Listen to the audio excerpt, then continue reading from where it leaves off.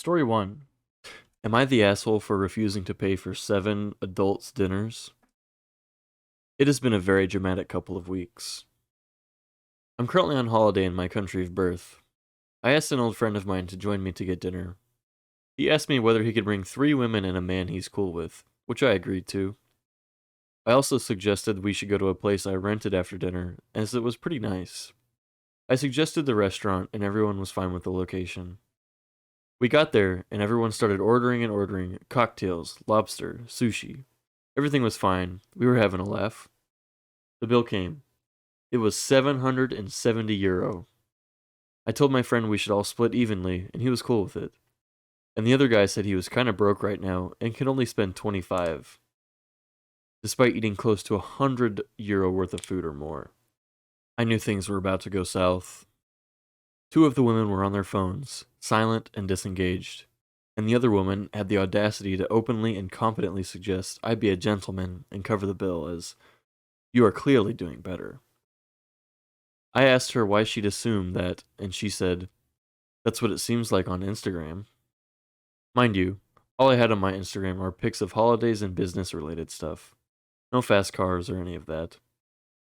I told them that I didn't know them and that it was not a date. She said that they didn't expect to have to pay. My friend said he isn't dating them either. He met them all at work. I was getting upset at the entitlement and asked my friend whether he told them anything pointing towards me paying.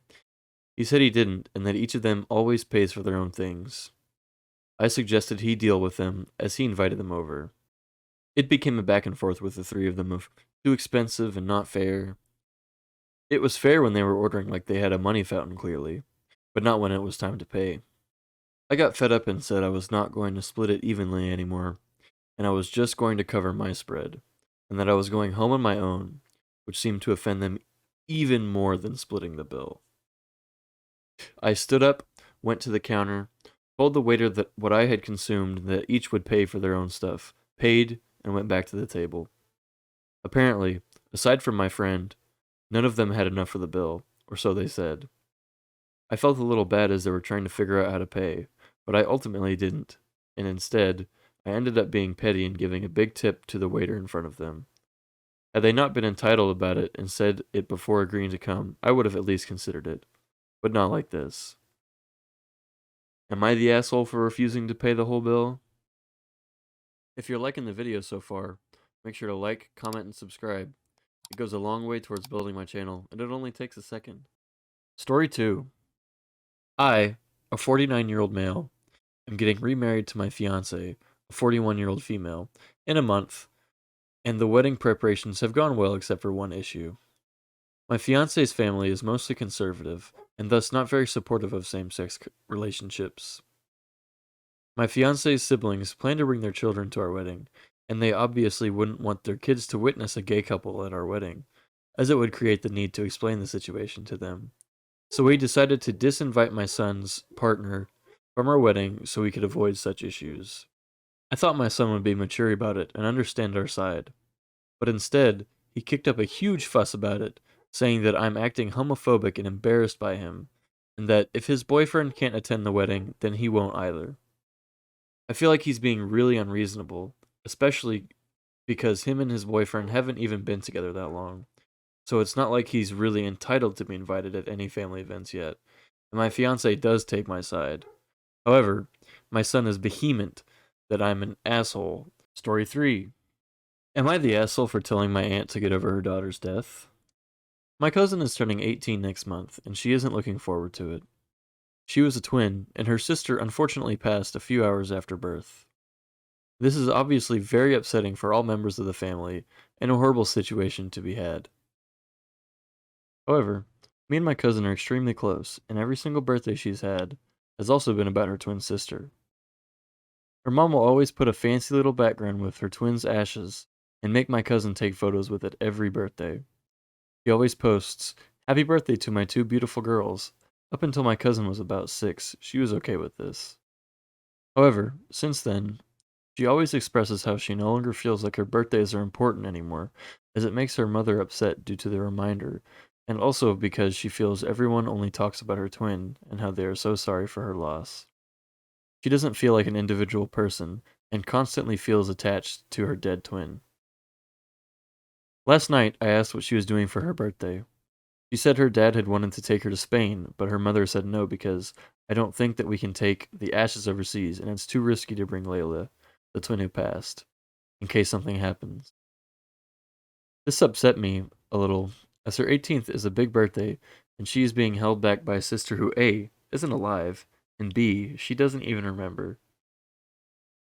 I asked her if she's told her mom how upset she gets about her birthdays and how she doesn't feel like she can be an individual. She said she doesn't want to upset her mom, so she hasn't told her. Today at a family gathering, my aunt was talking about how excited she is for the photographer to take pictures of my cousin and Layla's urn. I pulled her to the side and said we all understand how she feels, but that she needs to get over it and accept that Layla is gone and focus on her living daughter. She was extremely offended, even after I told her how my cousin feels. She's uninvited me for my cousin's birthday. Am I the asshole for this? Update. After reading some comments, I've messaged my cousin's dad, who has agreed that us three will be going to Spain to celebrate my cousin's 18th birthday. My aunt is definitely not happy, as this is disrespectful to Layla and to everyone else who has made plans to see my cousin. But the flights and hotel are now booked, and my cousin is feeling a lot better about her 18th. Story 4. Aida for having kids against my parents' wishes. I, a 28-year-old female, am adopted. My parents have always clearly favored my sister, a 30-year-old female. She is their biological child. I was never treated badly, though. Here's where it all started. 2 years ago, I married my high school sweetheart, now 30. We found out I was pregnant in October last year. January 2nd is my birthday, and we were having a small party to celebrate. This is when I thought it would be a good time to announce that we were expecting. On the cake, we had written, "Happy birthday, Mom." People were confused, then they congratulated us. Everyone except for my parents. My mom silently left, and my dad followed behind her. With all the commotion, I didn't notice they had left until half an hour later. I called them, and they weren't picking up. I started to get worried. My sister said she would go drive to their house and talk to them. She called me once she got there and said they were fine, but it was best I give them some time. The next day, my husband is at work, and they showed up at my house. They told me they wanted me to abort the baby since it wasn't biologically related to them, and they didn't think it was fair, given my older sister's fertility struggles. They said if I wanted to be pregnant so bad, I should just be a surrogate for my sister. I told them my sister's infertility is sad, but I can't do anything about it, and I'm not aborting my baby just to not hurt her feelings. In July, we had our baby, a little girl. She's our beautiful ray of sunshine. The only problem? My parents have been calling Child Protective Services on us over and over. They want the baby out of our care. Here's where I may be the asshole. My parents were having a party to celebrate their anniversary. They invited us, but insisted our little girl couldn't come. I said no. It's not like it was a child-free party. There was plenty of kids there. They were targeting her. After lots of arguments leading up to the party, they had accepted I wouldn't be coming. Halfway through the party, they asked me to quickly run out and get them some desserts. I was angry, but they're still my family, and I live close, so I did. When I got there, my parents and sister were visibly angry that I had brought my baby girl. My husband was at a freelance job, so I had to. They started arguing with me again, and I loudly yelled, "I'm not going to throw out my baby because you're acting like children." The whole party turned, and I explained everything. Almost everyone at the party had stopped talking to my parents or reached out to tell them what assholes they are. My parents and sister are angry at me for ruining all my parents' friendships, but I think it was their own fault. I definitely think that the dad is an asshole, but all the other people seem to be well within their own rights. But what do you think? Leave your thoughts in the comments below. Thanks for watching. This is Chino, signing off.